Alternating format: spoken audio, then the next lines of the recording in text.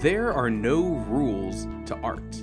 You can create anything that you want, but what you might find is that there are really rules. Maybe they're unwritten rules, which is kind of ironic considering our craft. Maybe they're standard rules of grammar and English that you're supposed to know, depending on if you were fortunate enough to have those rules presented to you in your education. And maybe something that a lot of people don't realize is that different regions and different countries have different standard rules. And all of this is involved in creating good prose. The written rules, the standards, and those unwritten ones too. So today, let's talk about prose, specifically how to analyze your prose, set prose goals, and what resources are out there to improve your prose. Welcome to the Writing Theory Podcast, a podcast for every level of writer. Everything that we discuss here on this podcast is about pushing you to the next level of storytelling. From prose to structure to the business of writing. You can join me every Monday for a new episode, a new topic, and a new takeaway that you can apply to your own writing right away. I'm Carson Long. Let's get started.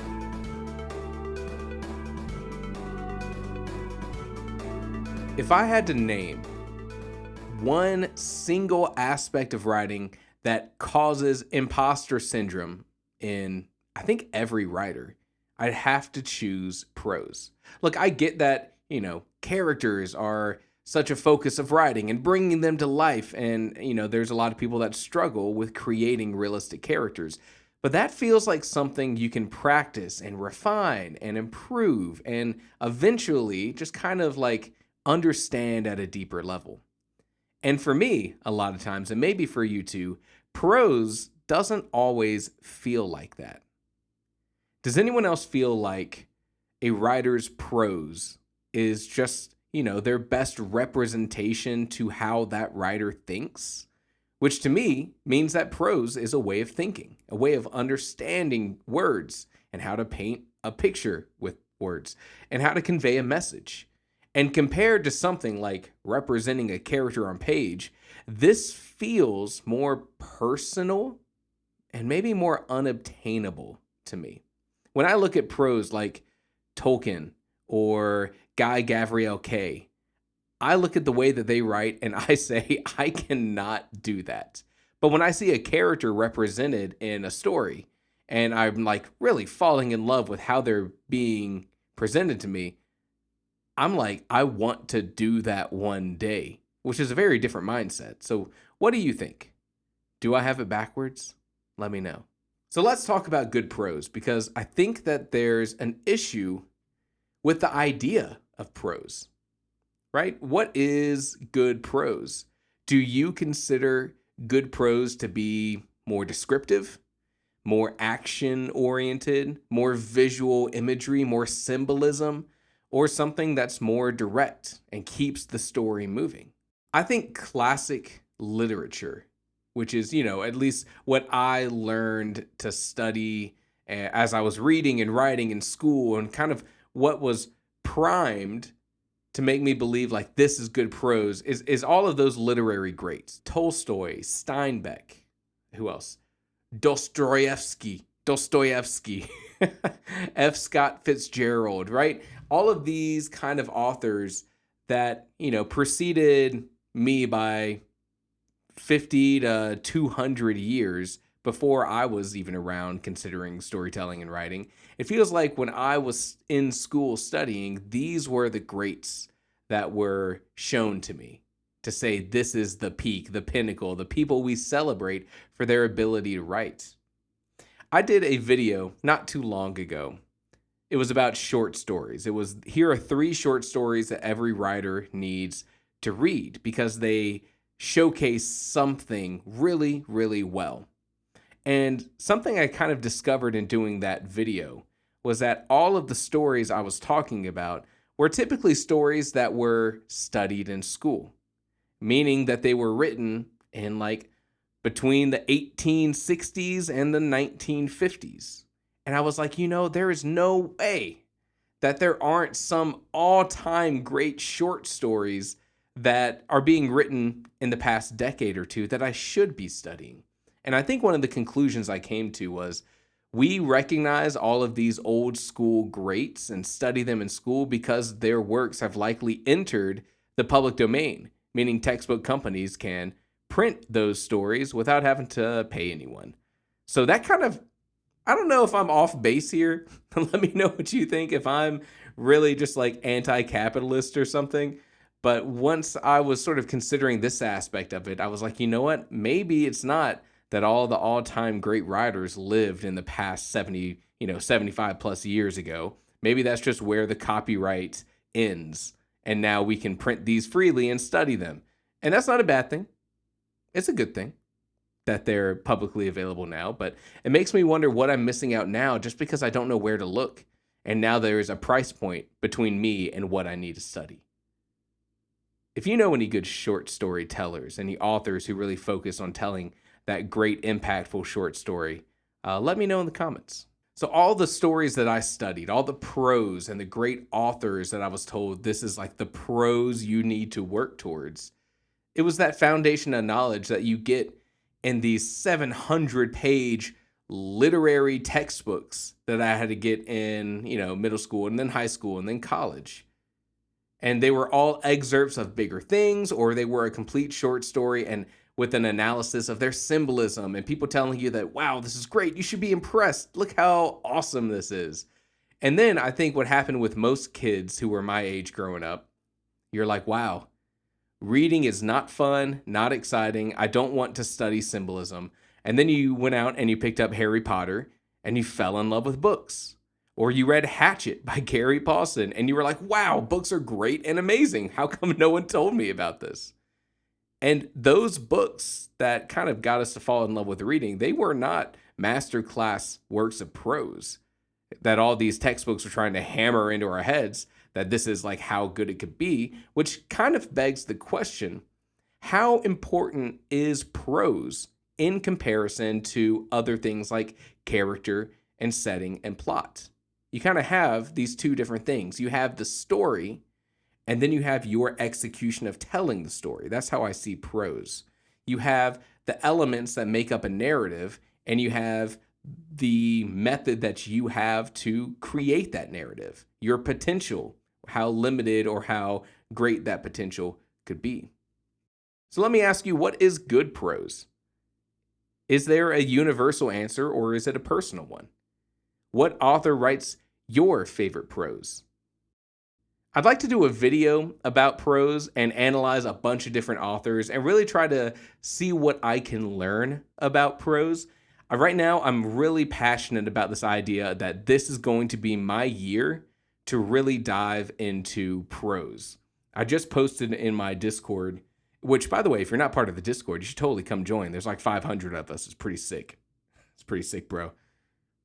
I just posted in the Discord that my plan this year is I'm going to do my writing book breakdowns that I do on YouTube. Go check them out if you haven't already. Where I'm going to really try to find all the best resources I can about writing prose.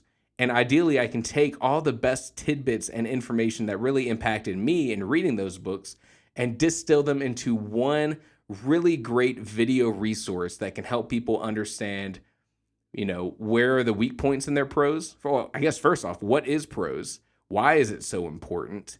How can you analyze your own prose? And what are the common tips that everyone's talking about for you to bring your prose up to the next level? And then here's all the other juicy bits that I found out. Now, I have a personal answer to what makes good prose. I think good prose is specifically designed to be invisible yet present, like the wind, right? It's there at any given point in time. It can enhance certain experiences when used in a more direct way, but the lack of wind is noticeable. I don't know if you've ever been outside on like a super stagnant day.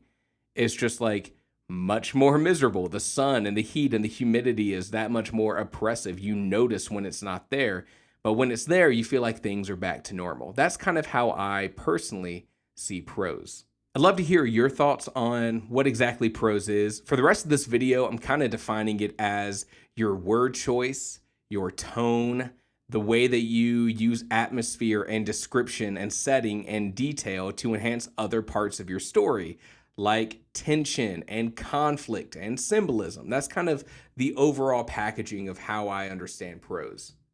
But the real question is not, what is prose, but it's, when we turn around and we're a little bit more introspective and we say, what is my prose? How do you analyze your own prose to understand sort of how you tell stories? And I think that there's very few wrong answers here. If you write like Tolkien, is it pronounced Tolkien? I feel like I've heard some people say Tolkien. Everyone knows who I'm talking about. We're talking Tolkien. You have this era of mystical fantasy, like fairy tale-esque. Honestly, I love it, but it does kind of put me to sleep. Whenever I'm reading any of the Lord of the Rings books, I get a couple pages in and my eyelids just start drooping. Hey, look, it's pretty. I get it. It's pretty. But like in the modern era, pacing is so much more important and it really fails in that aspect. I think it's kind of important to either have an author you would like to try to emulate or to find an author that you feel is already pretty closely aligned with how you tell story. Because then you can see what are the conscious decisions that these authors make that you want to apply to your own writing. Something you've heard me talk about so many times is that if you want to get better at telling, a certain aspect of your story, setting, characters, plot, don't go to the all-time greats. Don't go back to Leo Tolstoy and Anna Karenina. I hope that's how I pronounce it. To see how this great Russian writer did their character work, go to the stories you like to read. If you like Stephen King, really dive into what conscious decisions Stephen King's making and try to apply that to your writing. If you really like Sanderson, pick up a Sanderson book. What makes Vin relatable or annoying or likable? And try to apply that to your own writing. When you're trying to figure out how you write, you have to be a little analytical. That's a weird phrase, a little analytical. I think it's really hard to study your own prose because this is naturally how you present language, right? Prose is kind of your direct expression of your understanding of language and story and how the reader is or wants to experience it, if you know what I mean. Even if you're consciously thinking about it while you write, this is just like your prose is your most direct expression of your potential to tell a story, whether that's a really high potential or a limited potential. If your prose is ineffective, how can the rest of your story be effective? That's why this year for me is the year of prose. I really want to figure the answers to these things out. So, of course, if you wanted help with understanding your prose, you can only go so far yourself. You kind of have to involve someone else. This could be a writing coach or an editor that you're working with, and they can give you valuable feedback. And look, I know you aren't going to like this. This is actually a good use of AI. Oh, I know. A gasp echoes amongst the crowd. But AI works really well with data analysis, and that is what this is. AI parses out words by breaking them into tokens to understand them. And those tokens are things like nouns and verbs and adjectives and plurality and all of this kind of stuff. With the right prompting, we can ask AI to give us some insights. Yeah, I know. Look, bear with me. Let him cook. Let him cook. I took a short story that I wrote in preparation for an upcoming book. More information in my latest video about writing core scenes as background for your characters.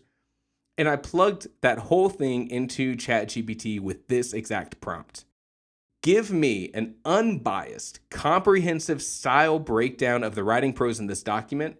If you're evaluating character and setting or pacing or anything like that, do so in regards to the prose itself. Do not present this information in a friendly or personable way. Give me feedback based on the analytics and data. That's something you got to tell these AI bots. Don't be nice to me. Don't tell me what I want to hear. So I plugged my story in. ChatGPT, went through and gave me this big long list of things. And I said, hey, summarize it into one paragraph. And here is taking this unedited 3,300 word short story. It very clearly has a beginning, middle, and a climax, right? So it is like a small story fully by itself. It gave me a lot of information, summarized it down to one paragraph, and here's that paragraph. The writing, should I do this in a robot voice? The writing style. The writing style is cinematic. Okay, I'll spare you. The writing style is cinematic and immersive, blending direct, declarative prose with moments of poetic inspiration. It balances external action with internal conflict, using precise yet occasionally redundant descriptions to reinforce emotional weight. Dialogue is sparse but effective, relying on subtext and power dynamics to convey tension. The pacing is controlled, escalating from measured world building to a high-stakes emotional climax. While the prose is efficient and authoritative, nice, it sometimes leans into over-explanation where implication could suffice. Overall, it is a disciplined yet evocative style that emphasizes power, duty, and personal loss within a richly structured world. So, here's the thing. If you've followed writing theories, especially when I was putting out Starlight Farm's Kennel for Talking Dogs, you might remember I completely rewrote that book from scratch. I did my proto draft. I did my first edit where I put in the scenes that I needed to set up later events, and I went back and did foreshadowing, and I tweaked things around so the character journeys were really thought out. And then I said, oh, you know what? I'm going to write this whole thing again. If you remember that, the reason I did that is because I thought my writing was too direct, which comes from my background as a technical writer. That's just how I've trained myself to write for a decade. It's all about being clear, being actionable, telling you how things need to be so that you'll go do something correctly. That's all technical writing is. And so when I was writing a book that had a little bit more whimsy in it, I was like, oh no, I messed this whole thing up. I wrote a book that's not going to work. And in hindsight, I don't know if that was the right move, but it does feel kind of nice to see that presented in this sort of writing style feedback. I've since come around to be like, you know what? I need to tell stories that are more in my wheelhouse of how I like to write. That's just going to be a better experience overall. So writing directly is part of my prose. I then asked AI, what are some actionable takeaways that I can use to improve my prose in my next story? And I gave it all the same stuff. Don't be nice, be analytical, don't compliment me. I want the information. And it responded like this: to improve your prose. I only have one robot voice. To improve your prose, focus on tightening redundant phrasing, refining sentence efficiency, and enhancing subtext and dialogue to create more implicit tension.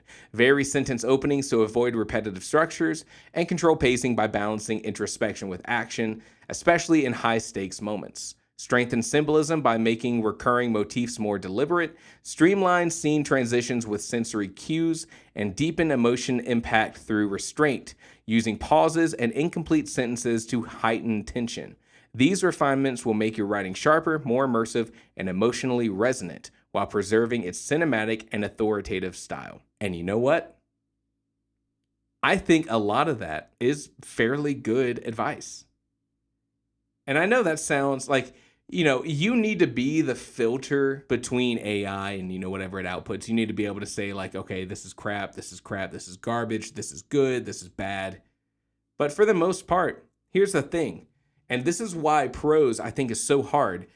I like to use Pro Writing Aid for my editing.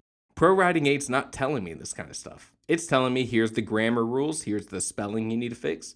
Watch out for this passive voice. This AI just told me that I need to vary. I picked a bad example there. Varying sentence openings, that is something Pro Writing Aid would tell me. But enhancing subtext and dialogue, using incomplete sentences and dialogue to create tension, creating implicit tension, that's not something I would have gotten from any sort of editing tool that I'm currently using. Now, there's other tools out there, things like AutoCrit, I believe, is one of the big names of sort of this developmental editing style of AI. But, there's not a lot of other tools where I could say, look at my writing and give me this kind of feedback. Now, who could do that better? An editor, of course. A writing coach, maybe taking a writing class, getting feedback from a human being, yes. But that's pretty hard to do when you have barriers related to budget, related to time, related to location. Maybe for someone else, it's related to language. So at that point, yes, of course, there would be another better option to do this. Here's a runner-up for something that's more accessible that you could get benefit out of. So I got all this feedback and I was like, okay, there are some good actionable takeaways. I could scribble these down on a post-it note, stick it next to my laptop as I'm writing, keep them in mind. But I thought prose was about words. I thought it was about the word choice. What if we give a prompt to the AI to give feedback specifically on word choice, verbs, descriptions, and detail? And the response I got, I'm not going to do the robot voice. The prose. Okay, I did it when. Okay, the prose is direct and functional with occasional poetic flourishes that enhance atmosphere and emotion. Word choice is strong in sensory grounding, using concrete details like teal ocean and flesh and wood thumping footsteps. Those were quotes. But sometimes leans on familiar descriptors such as clenched fists to convey tension. Verbs are mostly active and physical, reinforcing a cinematic quality, though linking verbs like was and felt occasionally dilute immediacy. Descriptions of setting are vivid yet efficient, painting a clear world without overwhelming the reader, while character descriptions focus on defining traits rather than exhaustive details. However, this is where I'm about to get roasted, I think. However, emotional depth often relies on internal narration rather than action or subtext, which can reduce impact in high-stakes moments. Strengthening verb choices, expanding emotional cues beyond physical gestures, and using setting details to reflect character psychology could refine the prose further. There are some decent takeaways here, and I think this is something that an AI is better suited for than maybe other art-focused kind of things. Because I'm telling it, hey, look at the structure of my sentences. Tell me where I'm, breaking these kind of suggested rules of writing. One of the things I really like that it says in here, which is something I know I need to work on, is the idea of immediacy. Immediacy. And a lot of times this is referenced in terms of like passive voice, right? Passive voice is a big writing no-no because it makes a certain sentence, a certain combination of words, a certain action less impactful. Instead of, he walked into the room, he had walked into the room and done this. And it just kind of feels like it happened in the past and we're catching up to it. And the immediacy that's being referenced here is that same kind of thing. And that is a piece of my writing I really want to focus on improving. And I got that unprompted. Well, that's a bad choice of words from this AI. And that's something that I will definitely take with me to improving my prose in the next story that I write. So how do I feel about this kind of analysis? Well, first, I take it with a grain of salt. This is, the downside of AIs. Like, it's not worthless, but it means that I need to serve as the filter between artistry and AI junk. And, you have to do this anyways as an author if you're doing something like beta reading. Not every piece of feedback is the same level of, or the same value is maybe the right way to say it. Same thing here. You kind of have to know, okay, what is it spitting out that means something versus what is just words that don't really mean anything to me. Like I discovered in my editing process that I break a few grammar rules repeatedly. Like insane amount of times, and the glaring use of words like that was like the big thing. I guess they would technically be called filler words that could be removed from a sentence and not change the meaning of the sentence. So it's probably a good idea to trim them out anyways.